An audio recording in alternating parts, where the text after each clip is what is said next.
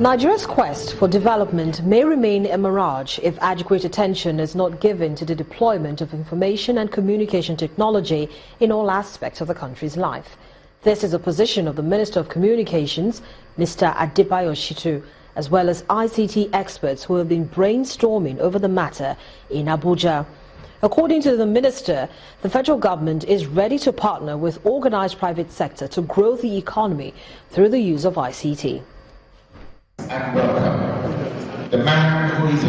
The Minister of Communications, Mr. Adebayo Shitu, makes his way into the hall where some indigenous ICT experts are already seated. He's meeting with some citizens who have used their ICT knowledge to positively impact the economy. The state government's desire to partner with the organized private sector and individuals to grow the economy using ICT. It is in view of the boundless opportunities ICT offers that the Federal Ministry of Communications has made concerted efforts to collaborate with the organized private sector to further have the opportunity of exploring the unbelievable potentials of ICT. We are still in a recession, but I believe we will soon come out of it better, stronger and wiser if we leverage on ICTs. Meanwhile, other guests in the forum appeal to the government to make internet accessible to all by opening up the broadband. Let us ensure that our broadband access infrastructure is enabled. That is the beauty. The 4G will be a story unless we enable the push of the broadband to every village, to every child, to every Nigerian. In another development, a group of professionals in the information and communication technology train youths at this workshop to explore the opportunities that ICT poses. They advocate for an education curricula that will encourage vocational studies in ICT. We should think out of the box, in my view. It should not just be the traditional curriculum that we should emphasize. We should emphasize vocational skills, ability to train students to actually solve societal problems, to actually be programmers, to leverage the technology that are out there, most of which, as I mentioned before, are free, rather than focus on doing things the way they're being done in the West. In the Western world, they can afford to acquire knowledge for knowledge's sake. We should acquire knowledge to improve our bottom line, to improve our living standard, to grow worth, essentially. So I think training is key. Information and communication technology have become the bedrock of many developed countries of the world, and development experts are thrilled that Nigeria is not left out in the frenzy. In Benue State, farmers and small-scale business owners have been challenged to produce exportable goods as the state government launches the Benue Agricultural Product High Yield Value Chain campaign. To achieve this, Governor Samuel Otom has set targets of improved crop and products development of 4 exportable goods from each of the 23 local councils. Mr. Otom, who was represented at the first Benue Business Roundtable organized by the Ministry of Trade, Commerce and Industry, expects this will reduce the state's dependence on the monthly federal allocation. It's harvest and exhibition time for both agricultural produce and locally manufactured goods by operators of small-scale businesses across the state, as Benue State holds its first business roundtable.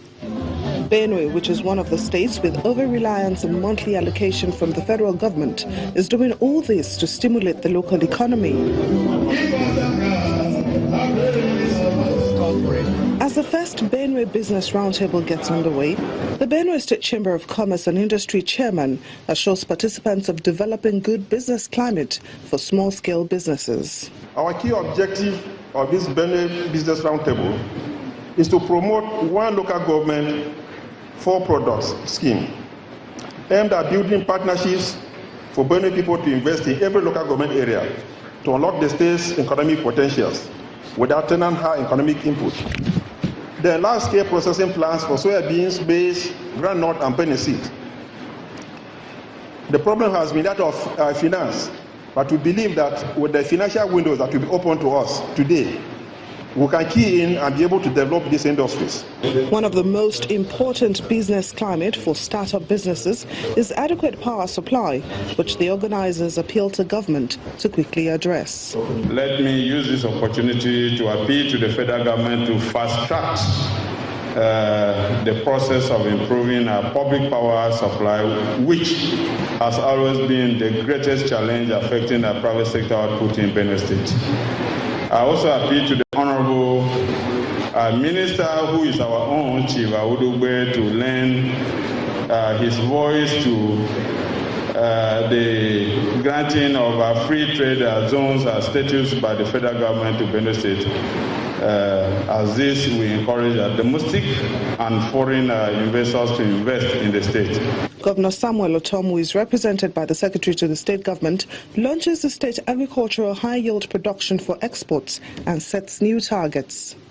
At this juncture, I wish to formally unveil the Benue Economic Roadmap document with a view to guiding us to the desired developmental destination. The Benue State Agricultural Revolution and SME drive in the last 12 months has increased the production capacity of food and non-food items, giving a boost to the state's economy.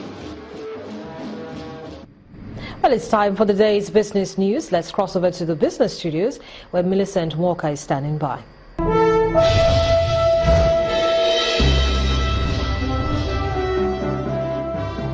Many thanks, Harriet. Welcome to Business News.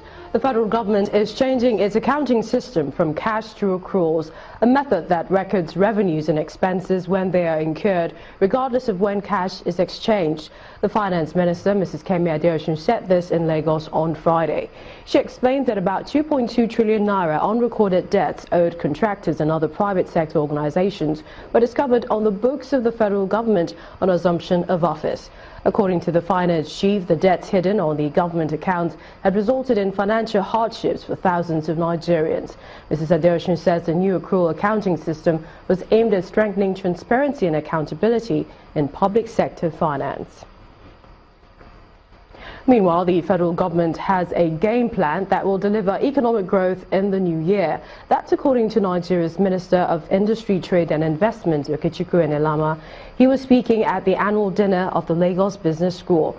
He is of the opinion that fiscal and monetary policy coherence and credibility would be better in 2017, as well as rebuilding local and foreign investors' confidence.